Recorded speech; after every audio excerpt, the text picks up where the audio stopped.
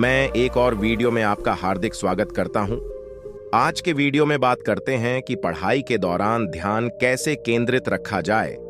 यह एक सवाल है कि ज्यादातर छात्र एक दिन हमसे हैं कि हम पढ़ाई में कैसे ध्यान केंद्रित रख सकते हैं।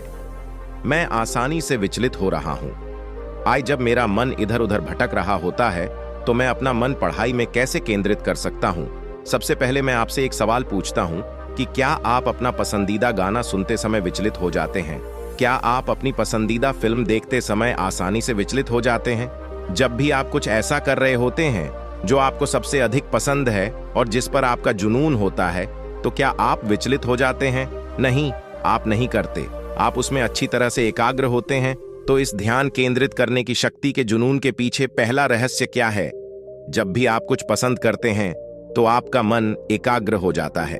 तो किसी भी चीज पर ध्यान केंद्रित करने का पहला कदम उसे करने के लिए जुनून या इच्छा विकसित करना है।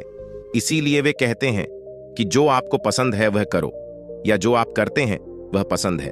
इसलिए शायद यह पढ़ाई के लिए है, शायद यह पढ़ाई के लिए है। यदि आप में जुनून है तो ध्यान करने से आप अच्छी तरह से एकाग्र हो जाएंगे। यदि आप में जुनून नहीं है, अगर आप जो कर रहे हैं वह आपको पसंद नहीं है, तो आपका मन विचलित हो जाएगा।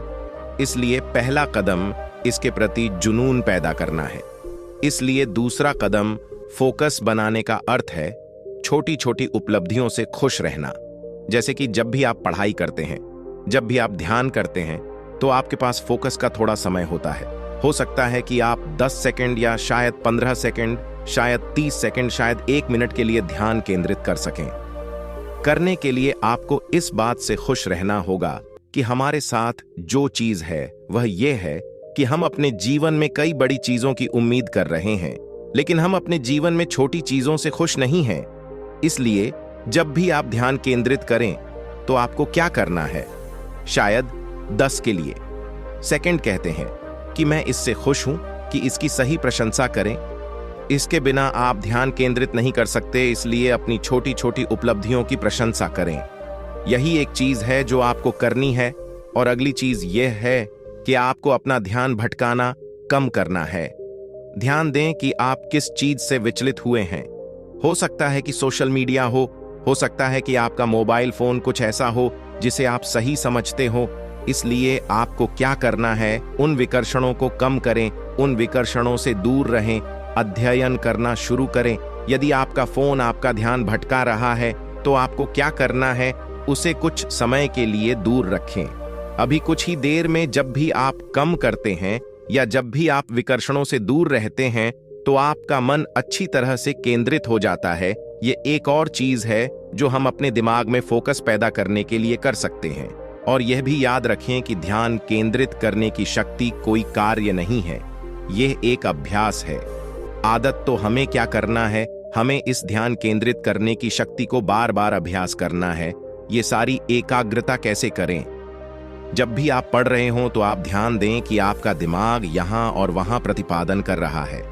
शायद कई विचारों में ही सही, लेकिन जब आप इस पर ध्यान देते हैं, जब आपको इसके बारे में पता चल जाए, तो उस विचलित मन को अपने फोकस बिंदु पर वापस ले जाएं। शायद पढ़ाई में, शायद ध्यान में, इसे वापस ले जाएं। ये थोड़ी देर के लिए पढ़ाई में रुक सकता है। आपका मन थोड़ी देर के लिए पढ़ाई में रह सकता है, फिर ये विचलित हो जाएगा।